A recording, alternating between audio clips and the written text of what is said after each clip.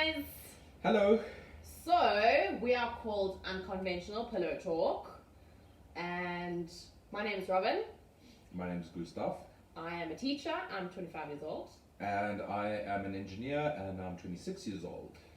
So, we decided that we were going to do this because we found that there's a bit of a gap in the market in terms of YouTube videos with couples talking about things that, Real life. that they struggle with and challenges that they face, and just kind of speak to the world about, you're not the only ones.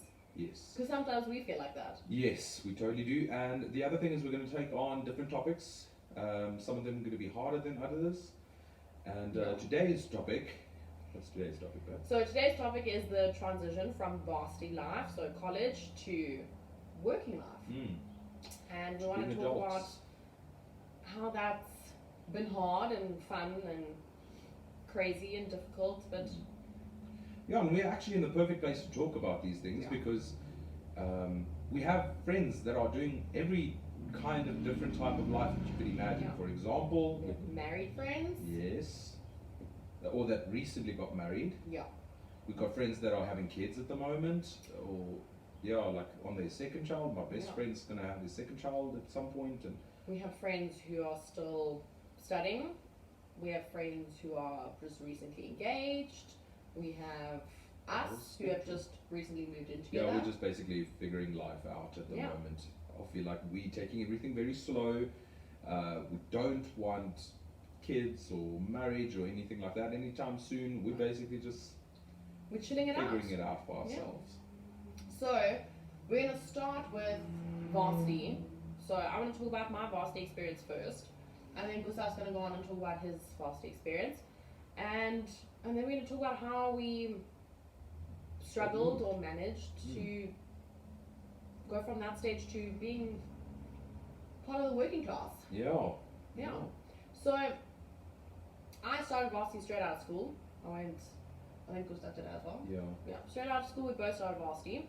And in South Africa, I feel like that's the norm. It's mandatory though. If you want to have a good career, you got to go and study further. Yeah. Well, that's the idea. Yeah. So I went and studied straight after school. I started studying teaching. I was in an all-girls school in high school, so it was a little bit difficult for me to control myself and my socializing in first year. I really, really struggled. I had a bunch of friends because we were all part of a day house, like a fraternity almost, and it was just all about the socializing. It was all about this being such a completely new part of life. And freedom. And I was free. I could do whatever I want. I had a car. I got in my car, went to class, let my parents know I wouldn't be coming home or I was coming home late. So don't stress. So living at home. So I lived with my parents during varsity. Gustav didn't. He was. Okay, but my parents were just far. So so he lived quite far. So he moved to Pretoria, and he lived in a commune. Were you living in a commune? Yeah, it's a bunch of engineers that live together. And I found that my social side just kind of burst out of me, and that's all I wanted to do. I just wanted to socialize with people. I just wanted to go out. I just wanted to go clubbing and drink and have fun and have a feel for that kind of world, because I never experienced it in high school. I never had that. And I used to skip class. I used to just not do what I was supposed to do when you're supposed to be studying. And it got hectic. It got really hectic. I failed 2 subjects. The one subject was the subject that I actually majored in, and it was a big shock to me that I actually had to figure out the balance between studying and socializing. And my parents actually said to me, you failed 2 subjects, you're going to have to pay for it on your own. And I was shocked. I thought, okay, well, I thought I made a boo-boo, but I didn't realize that I was going to have to pay for the subjects to redo them. And in second semester, first year, I really got it together. I went to class, I did really well because I had to, because I realized that, you're studying something, you're studying a degree, you're studying to become something. You can't just mess around. So I had to really figure out the the intricacies of. And the interesting part was how much you cared.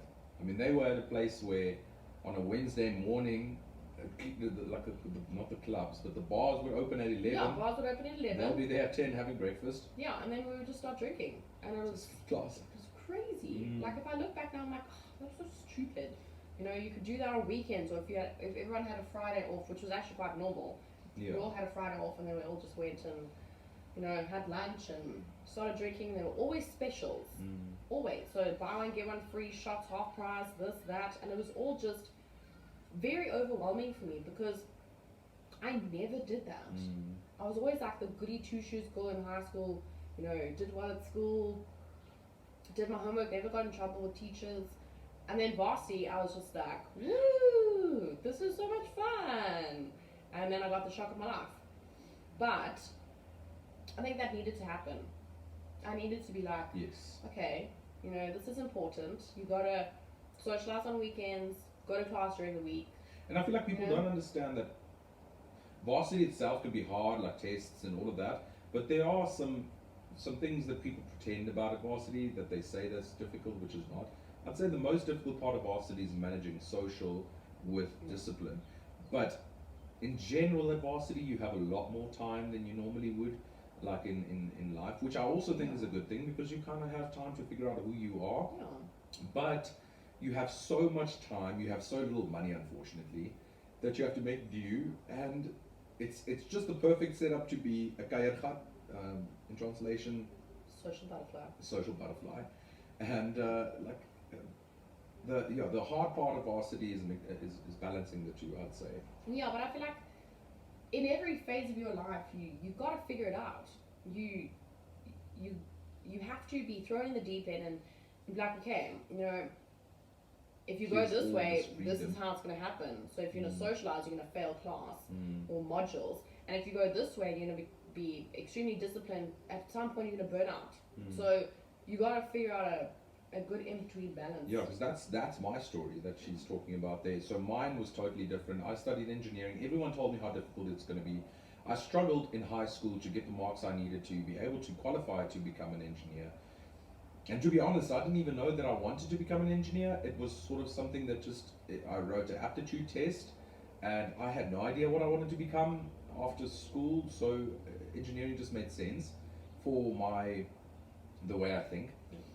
And started Varsity, I studied, like that was my year. Like the first year of studying, I was so disciplined. And to give an idea, my classes started at 7:30 in the mornings, and we were there until about 4:30, I think was the last class, or 5:30 was the last class.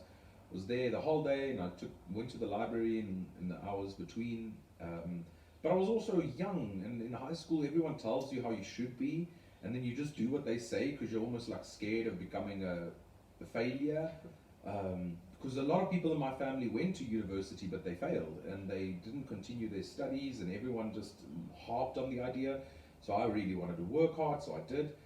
But then in my second year, after doing this, I did pass everything my first year though. This is a big thing to note, and I actually want to have you guys remember this because I'm going to talk about the story a bit more. And second year I decided I was going to let my hair down a little bit because it felt like I was starting to become depressed. Yeah, little hair that you do have. Yeah. No, I was getting really depressed because working hard it's good for grades or whatever, but for your soul it doesn't do much. And I had a relationship not work out, and I was depressed. And if I say I was depressed, it means I was in bed for 2 months in the middle of like a semester at Varsity, which meant I failed a tremendous amount of subjects. So the good that I made in the first year, I failed so many subjects in the second year because I couldn't hold it out. It wasn't sustainable. Yeah, it was just a complete setback. It made things so much more difficult. And me and Robin seem to have been the two extremes where she went super social and learned how to be a bit more disciplined, and I went to super disciplined and learned to become a little bit more social. But I don't know about Robin, I can't speak for her, but for me, Varsity was always really difficult. You never get to a point where you felt like you got that balance. You never do. You just try, and maybe that's all it was supposed to teach you, was just to try. But I also feel like at the end of the day, from, moving from high school to varsity is also a big jump. Now that I think about it, it's crazy because you don't have teachers spoon feeding you saying, okay, remember, you have to do this and this. At varsity, lecturers are not concerned about you. They are there for an hour to teach you what they need to teach you, and you kind of just got to swim. And the other thing that figure it out. I don't think that I knew, maybe you did, but lecturers are at the top of their field in some sense. Like they have made it in some sense. So they're the 40-year-old that's like, I've made it in life. Yeah. He does not care about a 20-year-old and the fact that you forgot a test, or that you're absent because something seriously happened and you couldn't be at the test. Yeah. So they're not as understanding as teachers are. Yeah. They're a little bit more of a hard shell, which I can understand because you're here to study a degree. If you're not going to do it properly, then get out. Yeah. And there's so many people that could replace you. That's the other thing is varsities are already put to the limit in the sense of how many people they could take in. Exactly. So if you can't, someone else would, and that was my problem. I always felt like I wasn't smart enough to get my degree. Maybe everyone felt like that. Yeah. But I really grafted, and I needed to learn how to socialize a bit more, and that balance goes out of control really quickly, as Robin suggested. And just to add, Gustav and I never met during varsity. Yeah. So our experiences were so different because we didn't know each other. And it's different faculties. Yeah. So he was at one campus, I was at a completely different campus. So we were at the same university, we just studied at different campuses. And I must admit, maybe if Gustav and I had known each other when we were at varsity, things might have been a little bit different. Balanced each other out. We would have balanced each other out. Like now. Which we're still trying to figure out. Yeah. But absolutely. Yeah, I started working while I was at varsity because my parents said, if you want to socialize as much as you do, then you're going to have to earn your own money. So in my second year, I started working. I started repairing. So I would pick kids up from school, would help them with homework in the afternoon, make them some lunch. And my times were obviously a lot more flexible than engineers were because you had certain subjects that you had to take, but then you had electives, so subjects that you wanted to major in. And my time was a little bit more flexible. So I could manage working and studying at the same time. Yeah. And so I started working almost straight into varsity, and it helped me to transition from varsity to work life a little bit easier, because I kind of understood, you have certain time to get to work and certain time that you have to finish, and so that stuff made it a little bit easier for me, I guess. Yeah, and then for me, I didn't have the choice. The one thing I also wanted to add is that people say that varsity initially is hard and it gets easier. Not necessarily. For anyone that's watching this video that's at varsity now and you're scared at this and you're like, this is overwhelming, this sounds terrible to say, but it kind of stays that way. It stays that way until you're done. Like, I can remember it just got harder. For example, for me, the money ran out, and because my parents paid for my studies, but at some point the money started running out and I had to go and work. I luckily had the opportunity to go and work in America, make some money, really good money because of the exchange rate, but made some money, came back, and used that money to study, and then after that I had to go and get a job while studying. And the lecturers weren't even sympathetic about that. I went to go and write exams because I was working full time. I couldn't go to class. I came to the tests, and the lecturer, after the test, if I did badly and I want to go get a supplementary exam, if you fail, you can write it, you get the option to write another one. And if that happened, the lecturer would say that he didn't see me in class, he doesn't know who I am, why the hell does he have to give me a supplementary exam? And then I explained to him that I'm working and I'm studying, and I thought, like, that's such a nice thing. Compassionate about it. Yes, that people would be like, wow, you are aspiring. Not at all, not at all. What they do is they just feel that they have so much respect for their own subject that if you don't have the respect to pitch up for class, for whatever reason, they're not going to listen to you. They're not going to help. So life at varsity was really tough, and I got into a phase where I hated varsity and I thought the lecturers were terrible and all of those things, but at the end of the day, they have to get you ready to be a grown up. Yeah. That's another part of varsity that people don't talk about. You have to become a grown up. And there is going to be a tremendous culture shock, which we're going to talk about, if you didn't, like us, transition from varsity to career. We both had a transition period between the two, but it was still hard. It was very difficult. And I must admit that I think we all felt at some point in our varsity career that we just wanted to give up, that we were just done. Many times. That what is the point? You know, you work yourself to the grind and you get like 50%. What is the point? And I think everyone has one or more times where they think, I'm done. I don't want to do this anymore. And varsity seems to, even though you think you're intelligent, it may seem to convince you. It seems like it's trying to convince you that you're not. Yeah. That the sole purpose is to be like, you're actually stupid. Yeah, like a doing? little subtle reminder after every test was marked. And there's like maybe 5 or 10% of people who actually study, who actually do incredibly well. I think majority of people in their first year, it's such a shock to them because they're like, okay, well, I was getting distinctions at school. Yeah. And now I'm barely passing. What is happening? But I also feel like that's something school doesn't teach you. Yeah. There's a very big gap between varsity and school, and I think that needs to change. But we're not That's a gonna get whole into that. topic Yeah. for another day. Anyway, so transition to work life. This was another problem because we can talk about how hard varsity is and how difficult it is, but to be honest with you, work is a lot harder. Yeah. It's way harder. I mean, I really struggled. My first week, when I actually started working, I felt like someone had thrown me into the sea and left me there. And I was scared of sharks. I was scared of drowning. I was scared of, I don't know, everything. Water shortage. You don't have water to drink. I don't have food. I was shit scared. I was like, I'm not going to make it. And I struggled to transition from varsity to work life for almost 2 years. It took me 2 years to figure it out. Which is great news for anyone starting to work. I mean, I came home. That there's nothing wrong with them. Yeah, I came home every day in absolute tears. I thought about resigning every 5 seconds. I really struggled. And it's, you know, as a teacher, there's a lot of things that you need to take into account. You know, discipline, administrative things that you have to do, marking, setting up tests and exams. There's just a whole lot of stuff that you have to take into account that I didn't.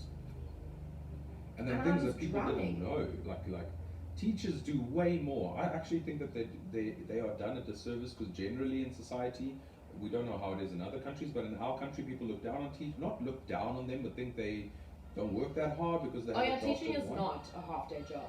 Please. And I'm an engineer, so you can take it from me. Honestly, it's really not. Teachers have to buy a lot of their own stuff. They don't get sponsored anything. And the one story was that Robin loves having Christmas presents of, like, she wants stickers and marking pens and things like that. And I was just so sad because I was like, none of this is paid for by anyone. It's the teacher. Yeah. If you get a nice sticker on your paper, it was the teacher that bought that. So you're welcome. Yeah.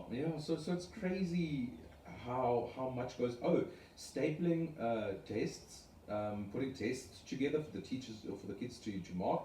There's nights where you have to staple like 100 exams. 100 exams. No, 270. 270 exams.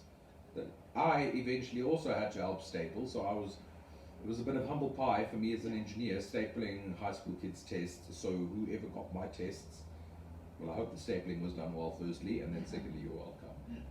I don't think they really pay attention. No, it's just for the test. No. And then for me, are you done? Well, yeah, I'm done. Well, for me, it was a total culture shock. Going into work life, it's there's a crazy amount of things that you need to think about, and work is really hard. People don't like. discussed that so well. So I guess any type of work is difficult. That's why it's called work. But um, going into an engineering field for me, it was great and not at the same time, because at the one hand you use your brain all day. The But second thing is, you're getting a salary, and you're like, yes, okay, that getting helps. paid. That helps. And you get so excited. Especially at Varsity, you're so broke. But Having money seems great. working for a whole month, 2 weeks into the first month, you're like, I need to get paid. I'm absolutely broke. You don't actually know how to budget and how to use your money, and that's also something that we've only recently just Figured out. And I've been working for 3 years. And not just that, as an adult, you need to think about savings. Who would have thought? At Varsity, you just think about the money you have each month and you just budget accordingly. Now you have to actually think about what you want to do in the future. Like, for example, me and Robin really want to move into our own place eventually. We're living with one of her roommates. I moved in with them, and actually very recently. And this is a bit of a not an unpassing. What is it? It's just new waters. Cut this thing part out, but yeah, no, it was a transition when I moved in with Robin, but we eventually want to get our own place. But now, no one's gonna.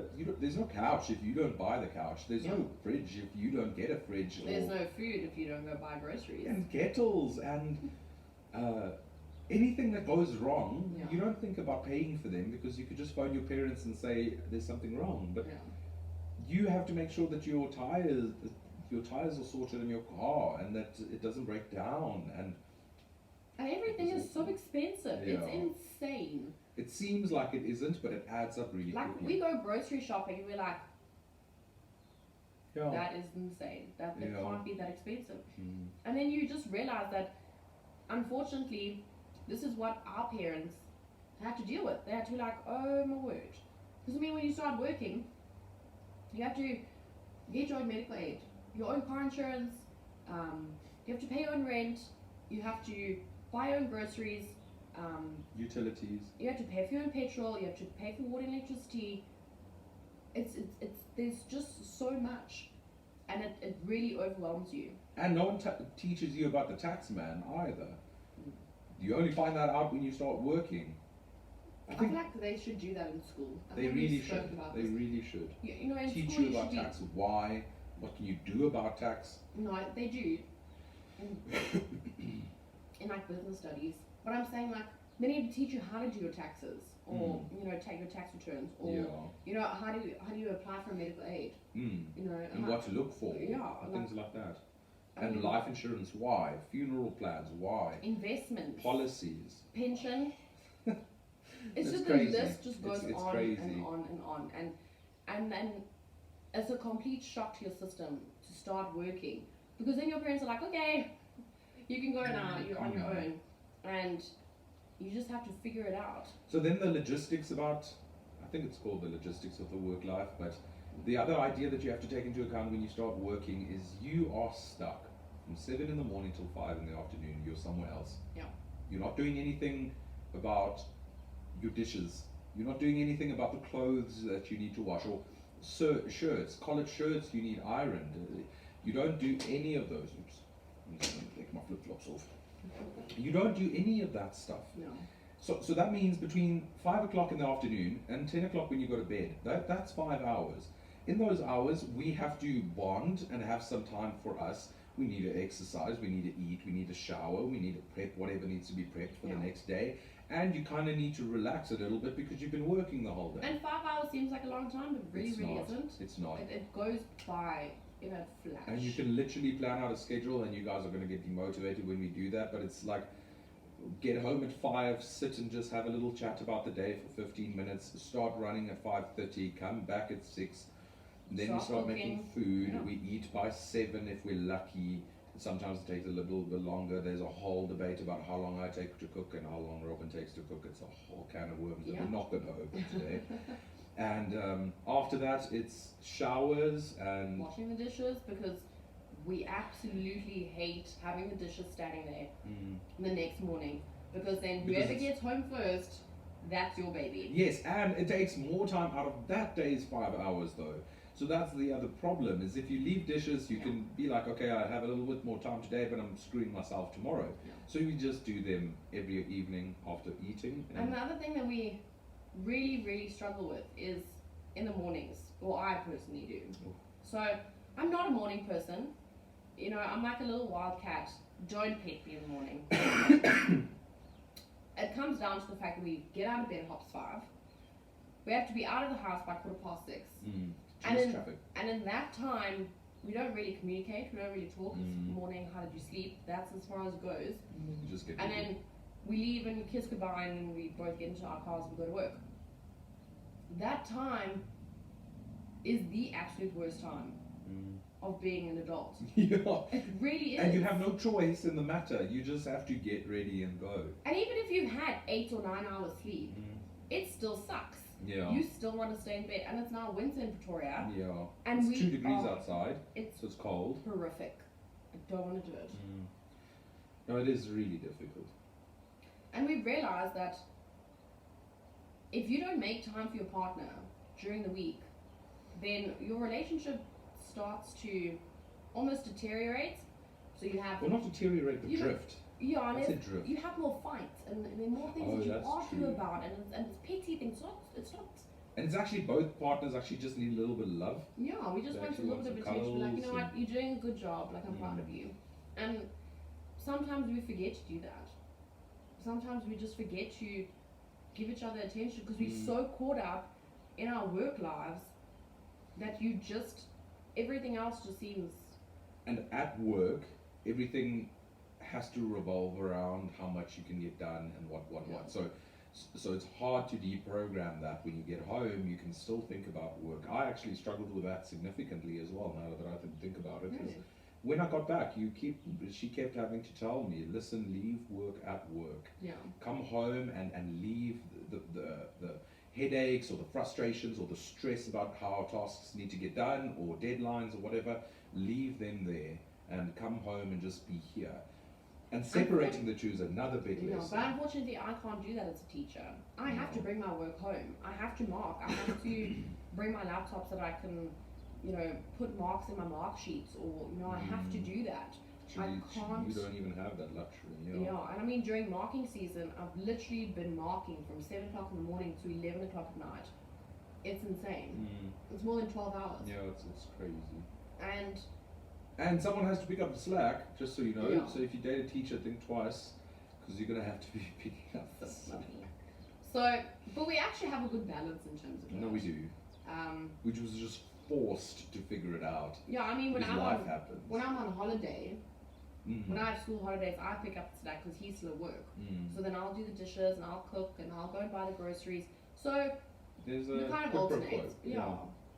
No, that's true. Yeah. That's very true. And then the other thing I want to talk about was the socializing factor during your work life. Oh, yeah. So now we told you about the hours in a day that you have. There's obviously not a lot of time in there for seeing friends in the week. Yeah, so socializing in the week is like a no-go. Yeah, you can squeeze it in there, but then you eliminate something else that you have to do. For example, this Yeah. is going to sound disgusting, but you can eliminate the making food. You can go and eat out at a restaurant, and you can eliminate a shower. And then you That's have a true, little bit though. more hours in a But then you day. just put a little bit more deodorant on the next morning and then shower. when you Which is get so home. sad, but It's I very can gross. guarantee you that a lot of adults, maybe not, I don't know. Well, if we're not the only ones, let us know. Yeah. And what else? Yeah, socializing Yeah. for the weekends. Yeah, so So sad. we've actually come to realize that on weekends all we want to do is chill. We want to be in bed in our Yeah, pajamas. chill means doing absolutely nothing. We want to order Absolutely takeaways. nothing. We just want to be in our pajamas and just relaxing and not even thinking about any kind of responsibility that we have. So, funny story. 2 weeks ago. Was it 2 weeks ago? Yeah, tell me the story first. It was during the loops. Oh! So 2 weeks ago, now I am absolutely, it's a South African singer, super cool, I absolutely love his music, and we booked tickets to go and see him a few months ago, and we were very excited. Yeah, so the tickets were booked months in advance. And Friday came, and I went out with friends after school, and we went and had a few drinks. Came home, and I was absolutely exhausted. Yeah, but you have to put the build up on there because on the Thursday she had to go and work until what, like 8 at night. Yeah. The kids, they had like some sorts of a running event, Yeah. and they all were there. So that she had a good reason on Friday to be tired. But And the next on the Saturday morning we had parents' morning. So when we hand out the kids' reports and we talk to the parents about, your kids are not doing that well, or this is what we need to do, or your kids' discipline is a bit of a problem in my classroom. So I had that the next day. We literally looked at each other on Friday evening, when like I an got hour home, before the concert would start. and I said to him, okay, I'm going to say 1, 2, 3, and after 3, we're both going to say yes, we're going to go, no, we're not going to go. And on 1, 2, 3, we both said no. And that's insane. I've never done that. But that was the pinnacle of being an adult. Not being an adult. I'm just being We tired felt of being an old. adult. Like that was the moment we felt like we're getting old. Like, this is what it's come to. It's come to, You rather... You have the money as an adult now to pay for the ticket and the drinks and the petrol and the everything. You can do all of that. But we'd prefer to just sit on the couch and watch a movie. That's so #adult life. I hope that there are others that also went through something like that, because we felt like couch potatoes. I definitely felt like a total. But couch we've potato. realized that being working adults, we need at least one day in the week, which is usually a Sunday, maybe a Saturday, where we just want to relax. That's why read your Bible. Read your Bible. Take the seventh day off. Oh That's yes, the Sunday. 10th Yeah, so Sunday you're commandment. supposed to take off. Okay. That's why. Yeah, I missed that. Yeah. Alright, so we realized that it's actually important, because if you're not feeling at least a little bit rejuvenated Yes. by the end of the You're week, screwed the next week you are fucked. Excuse my language. You really But are. you totally Because by are. Tuesday you are so exhausted that you just... And you get these moments where you feel like you just don't want to anymore, especially when you're tired.